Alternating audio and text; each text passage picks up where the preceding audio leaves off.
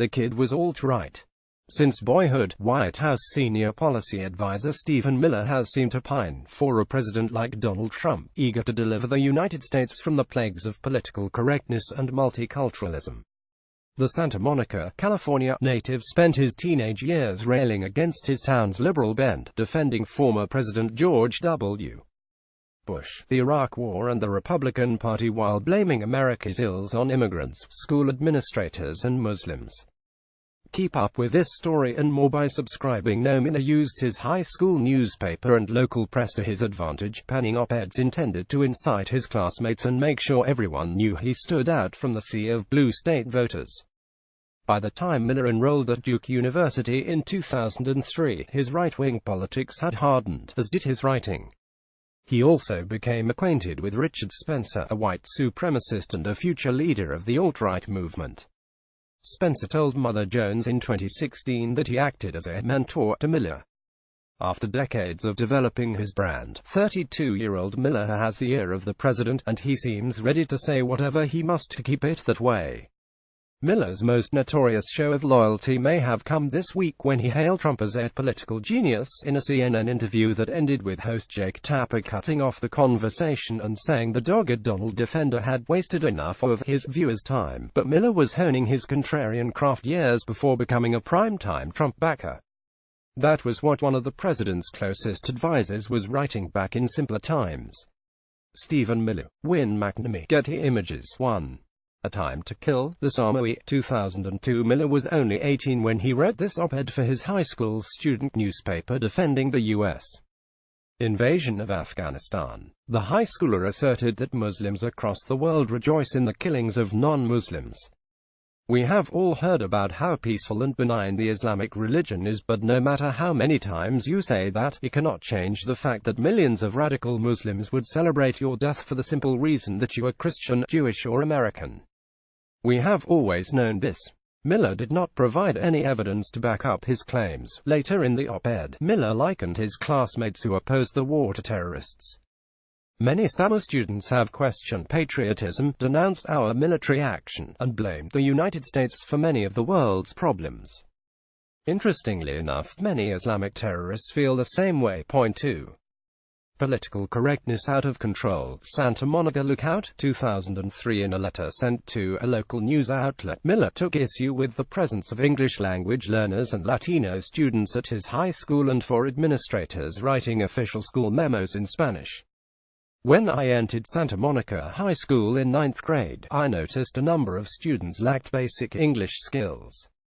There are usually very few, if any, Hispanic students in my honors classes, despite the large number of Hispanic students that attend our school. Even so, pursuant to district policy, all announcements are written in both Spanish and English.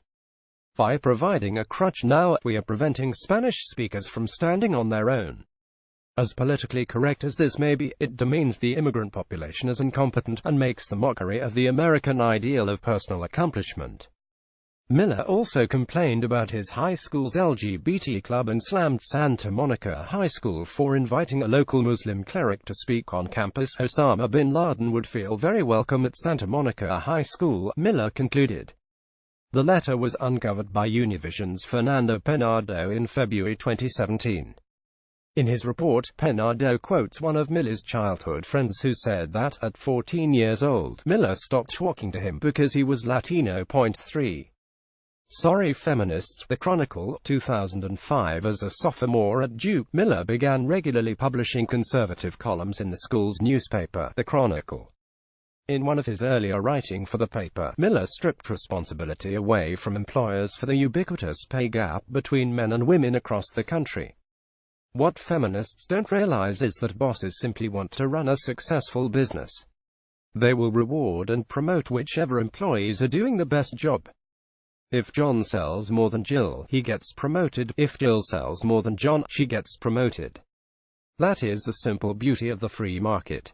If you don't believe me, just ask any business owner. Miller also regarded the gender pay gap as an overall positive, as he believes it frees up women from the responsibilities of becoming breadwinners. It's vital to keep in mind what it would actually mean for women if we were to close the pay gap. For many, it would mean giving up a noble career in social working or putting in 50 and 60-hour work weeks and not being able to spend time with the family. It would mean trading in jobs like housekeeping for night shifts doing road repairs. It would mean giving up the joy of being home during your child's first years of life. Point 4. Welcome to the Durham Petting Zoo. The Chronicle, 2005. In April, Miller wrote an op-ed against Duke students traveling into Durham, North Carolina, arguing that the historic city and its 250,000 residents had little to offer to students coming from a violent city. Myself, Los Angeles. I personally don't feel unsafe when going off campus. Mostly, I just feel bored. But unlike the other violent cities that have excellent universities, DC, New York, LA, Boston, Durham is not a hub of civilization overflowing with people, commerce and activity. It's not even a hubcap. Duke is, in fact, the only thing that keeps this city alive. As the #1 employer in Durham and the city's only major draw, if we were to pull out, instead of worrying about town-gown relations, the city would have to be worried about becoming a ghost town. Which it quickly would. Miller went on to chastise his dorm mates for suggesting giving the janitor assigned to clean the building a birthday present. This insulting act of condescension was driven by guilt and the idea that we are in the janitor's debt. In reality, it's an issue of mutual benefit. The janitors need a job, which we provide, and we need someone to professionally clean the common areas of our dormitories, which they provide.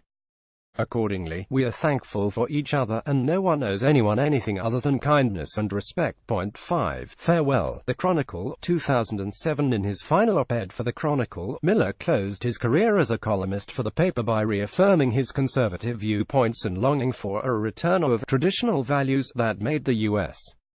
great, echoing the campaign slogan his boss would take up nearly a decade later. Inside our borders, the nation of e pluribus unum threatens to be fractured across ethnic lines by racial animus and divisive multiculturalism. We suffer from sagging patriotism, growing malaise and a loss of faith in the noble history and principles that have made us great.